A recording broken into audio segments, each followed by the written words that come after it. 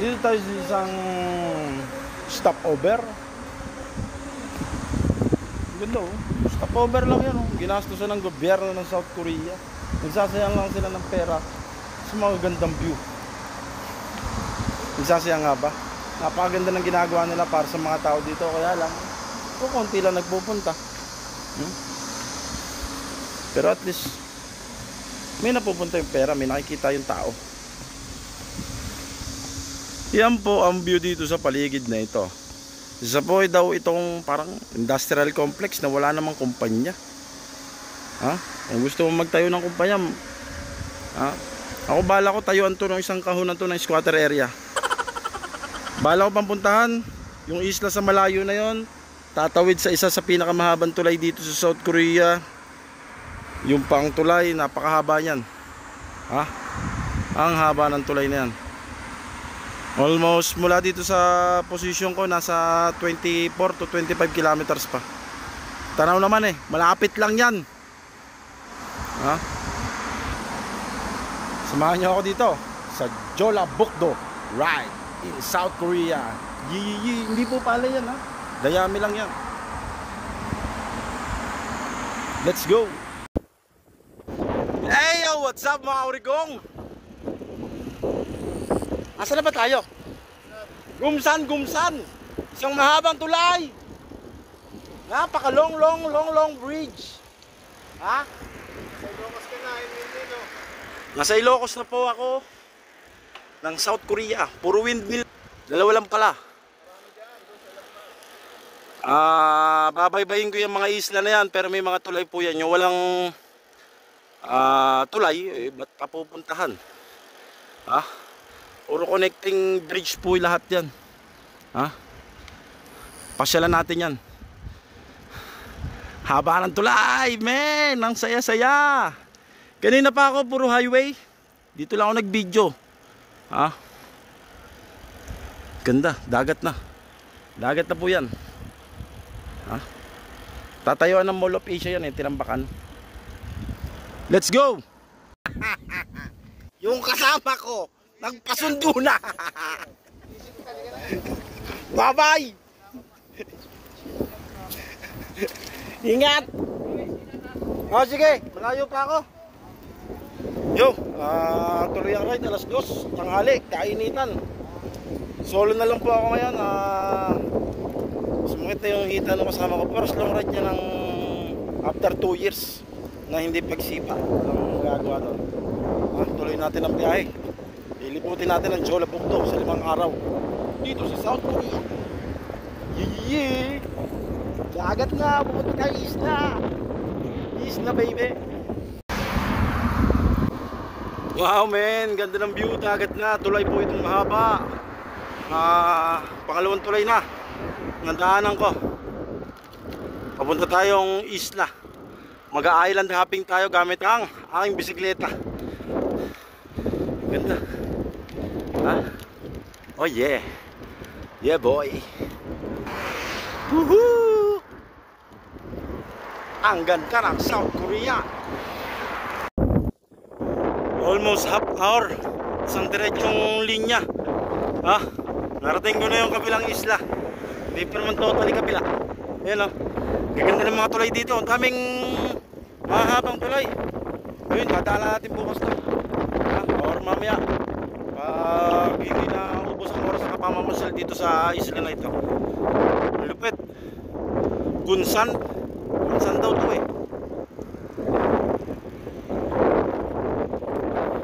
Isang mahabang kalsada yan. Yung palang liliko.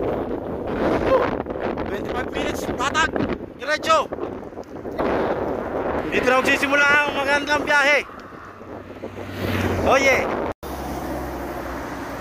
Di ko na mabilang yung tulay na nadaanan ko.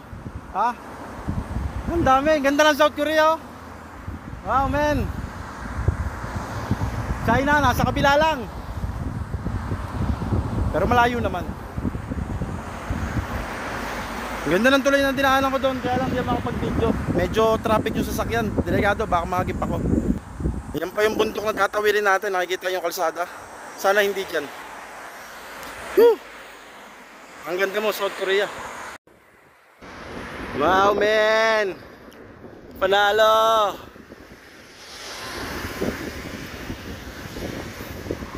Ganda ng biyahe ko. Isa, nakahuli na ng isda. Wow.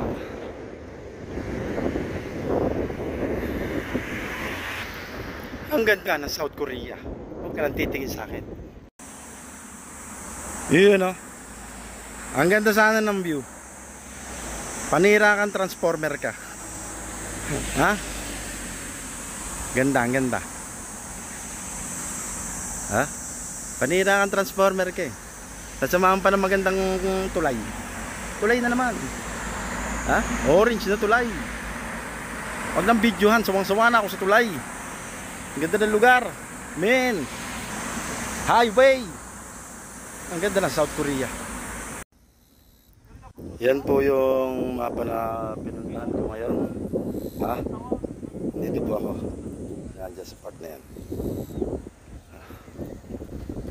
Ganda, di ba? Wow, man. Salamat Lord sa lakas na ibinigay mo sa akin. Malayo pang biyahe. Let's go.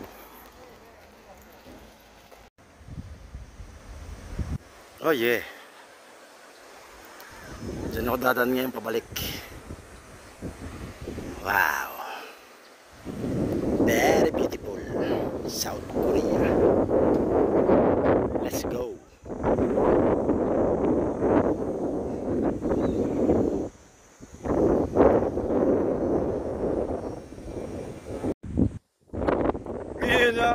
Hindi ka makakarating dito kasi busy ka sa pagpapayaman dyan sa amo mo. Ha? Ha? Inuuna mo yung kikitain ng amo mo. Wala kang magagawa pag inutos si Sachang yan. Ano naman gagawin mo dito? Ha? Yung sa Gunsan po ako, dulo na ng isla. Pero may isa pa pang isla doon. Nagawa pa lang yung tulay. Dito na tayo. Pauwi na po ulit ako. Galing ako dun sa circle. Dun sa may circle dun. Last na kalsada. Wala na pong kalsada papunta dun sa kabila. Parating ko na ang West Coast ng South Korea. Taon, 2 years ago, East Coast ng South Korea. Narating na natin ang North sa dito Jinggak dito sa may Paju. Dulo ng North South Korea. Tumira po ako ng 8 years sa Changwon. Changwon, Gimhae, Busan. South ng South Korea po yun. Kaya literal nalibot na natin ang South Korea. Ang ganda po ng South Korea pag bakasyon, libutin nyo. Pero kung may time, mas masarap umuwi ng Pilipinas. Pero sa kagaya namin, 4 days, 5 days lang bakasyon. Sayang po ang pamasahe. Pero yung iba, ginagawa pa rin po yan umuwi. Pero yung ipapamasahe ko, ipapadala ko na. Kauwi lang mga taon. God bless lahat! Bye bye! Hey yo! Dito na nata yung last stop natin ngayong araw na to. Baka dito na ako matulog sa lugar na to. Ha? Ganda ng lugar. Ganda ng beach. Ang haba ng shoreline. May zipline papunta dun sa kabila. Layo na lalakarin mo. Huwag ka na mag zipline. Galing doon sa taas. Bababa ka doon. Tapos may tulay na napakahaba. Kapagod yan. May piyesta doon, may sayawan, may party-party na matatanda, may norebang. Ewan ko lang kung may tawag dito, may sumba. Norebang lang.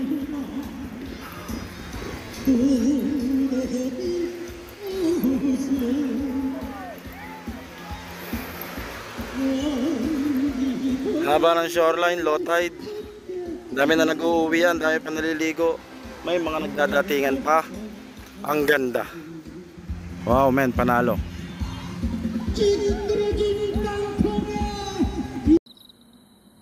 Magdadrive ako hanggang buwan.